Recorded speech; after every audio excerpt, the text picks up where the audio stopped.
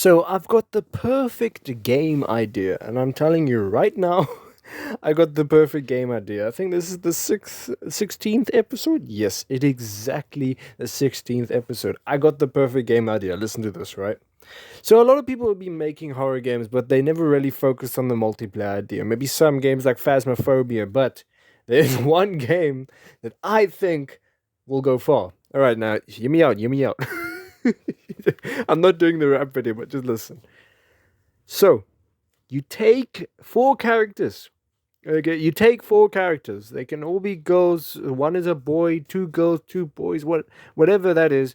But I would imagine it would be four girls. Okay, now this is the story. The four girls go visit their grandma's house from their dad, and mom is dropping them off at the grandma's house. Now it's in the afternoon, so they expect their grandma to be there. When the four girls goes inside, it's just empty, and they don't know what's going on. Now, the player's objectives is the four girls. If you're playing with four players, there are going to be four abilities. So there's going to be one girl that's able to see things that others can't usually see. So there's one girl, right? It's going to be like cooperative. So the one person can tell someone, "Oh, I see this, but it's coming towards you." Like for example, the girl can only see a certain type of monster. I call it the what should I call it? I call it the floor crawler. The floor crawler is going to be like a gigantic monster that crawls across the floor, but no one can see it beside that one player. Now, the one player is supposed to tell them it's coming towards you, or do not go to corridor go through that corridor because I see its movement. Now, how can they see this? Because they can see footprints. They can see other players' footprints, and they can see the monster crawler's footprints, which will be highlighted in a different color towards other players. So it will make it easier for that player, specific player, to see the monster crawler, but the others don't know where it is. All they can see is the ground rumbling, or it's just going to be very quiet. And when it gets them, it's going to be extremely dangerous and dead. And that's basically the one player. Now, thank you, Granny. The second player will be very good at locks. Okay, they're going to be good at opening doors and messing with locks and things that other players can't usually do. So there will be a timer on that player. Of course, you can't instantly lockpick something. So players will have to work together to get that player to unlock a door or something, depending on how they would do it. Now, that second player, of course, there's a limited amount of time, but if they are skilled enough to do the lock, there's going to be like a little bit of a gameplay mechanic that'll make just get the game going. And then, if you do it quickly, then all the players can progress. If the lock doesn't work, they can always retry it again, but there's going to be another item to use on that lock. So it's free for the first time, but then the second time it's kind of your fault because you didn't do it properly.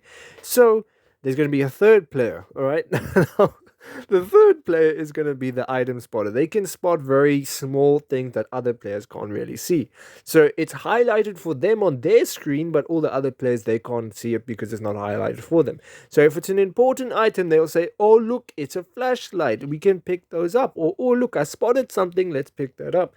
So then they go and pick up the items, and they can share it between the players. It's not assigned to every single player. So that means you can use the lockpick if you play solo, okay? There is a solo mechanic in the game, and I'm telling you because some people like single player games, including me. There's going to be a solo mechanic where you can play as any girl you want, any four of the girls. But any one of the four girls, right? But there will be disadvantages. Of course, the monsters will be limited, but there will be a few disadvantages like lockpicking. Lockpicking sometimes takes a bit longer, but it's helpful, you know. And then the fourth player, okay, is not going to be item picking, not going to see monsters or whatever that is, but the fourth player will be the one that's actually guiding them. So they can actually run faster than everyone else, meaning they can look around corners and they can run fast in case they see something bad. All the other players will have a normal running ability, but that player can be able to dodge or like spear or something. Now you might say like, "Oh, that's unfair. You can run faster than everyone else." But the downside is if that player runs too much, then it will cause a distraction. The monster will be distracted by them. So the fourth player is usually the one that distracts the monster. Now, while the other three players are busy doing something, the fourth one is gonna have to make sure that they run their ass off around the place while they are distracting it. Okay, now that sounds like a good idea because that means it can create a diversion. So then the three other players will be able to loot and make sure they get things done or get through to the next area or the next door, the next room, or whatever it is, right? So that is a good idea. And the reason why I say this, the house will also be auto generated. Not the house but in particular, but the items. The one door might not be open, or the one door is open, or the one door might be locked and the other door might require another key. But it will always end up with four of the players leaving or one of the players leaving. There's going to be a team game at the end of the game. Once that's all done and they're done with the house, then the grandma comes. Now, the grandma is a very dangerous enemy. Okay, you might be thinking, what's she going to do? Is she going to throw out her teeth at them? Yes, she's going to throw out her teeth at them and it's going to become like a gigantic monster. Of course, it caters towards not only adults, but children. Because there's going to be another mode, right? There's going to be another mode. You might be thinking, what? There can't be two modes. Are you serious? There's going to be a no jump scare mode where there won't be extremely loud sounds when they jump scare you. It's just you're going to see them. They're just going to appear in front of your face, right? They're gonna appear in front of your face. But if you do put jump scare on, then instead of appearing in front of your face, they'll literally grab and scream at you, and then you'll have a chance to escape. If you don't escape, then you basically die. But if you put no jump scare mode on, I think it's going to be a little bit harder because you don't get a chance to escape. You can see that you get a glimpse of them at least, so it's not as scary as jump scare mode would be. So I would say jump scare mode is a hard mode, and then easy mode is the no jump scare mode. So yes, it just got to cater to everyone, But that's such a good game, cooperative survival horror game. It's just like Phasmophobia. Anyone can do whatever they want and things, but the thing is, this game depends primarily on the people, and also because you're playing as teenagers, you're kind of shorter than the main building, so the building is quite tall.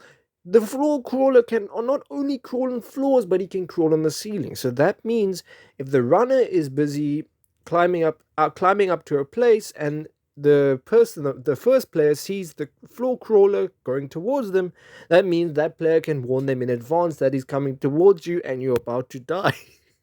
Well, you don't have to die, you can avoid it. But if you're lucky enough, you can avoid the floor crawler. So yes, I think it's a good idea because the art style is going to be a bit like Hello Neighbors, right? Not too much because I don't want to make it reminiscent of that because I don't really like the franchise much. But the art style is going to be a bit cartoonish, and there's going to be shell shaded. You know what shell shaded is? It's like outlining or so. Like it has outlines. All the characters will have outlines, and including the monsters, but the monsters will look more gruesome. And the way the floor crawler works to everyone else, they can't see the footsteps, but they can see the floor or the carpet. Imagine a carpet. You see tiny footsteps on the carpet. It's not visible, but you can see it if you notice very hard. But the first player will be able to highlight it because they have this weird vision. Now, each of the stories or each of the characters have backstories, which I will explain later. If the game actually becomes a thing, I'll explain to you the backstories, right? Like, first of all, the first girl is because she had a fear of someone breaking in her house all the time because her family had a lot of break-ins. So she got this ability to see people through doors and things that usually other people couldn't see because of her fear. And because of her ability, she's very special. It's all special needs kids, but they're trapped in a grandma's house. That's a brilliant game idea. I'm telling you. I'm telling you. Someone's gonna take my video game idea. Do not steal it from me, because if you steal it from me, I will give you a huge slap across the face. Okay, the slap will be so hard it will send you flying out of the solar system. Okay. Seriously, just ask if you want to use it. It's fine. Anyways, I think it's a good idea. If you don't think it's a good idea, okay, it's your decision. But tell me if you don't like it or not. I like to hear your ideas as well.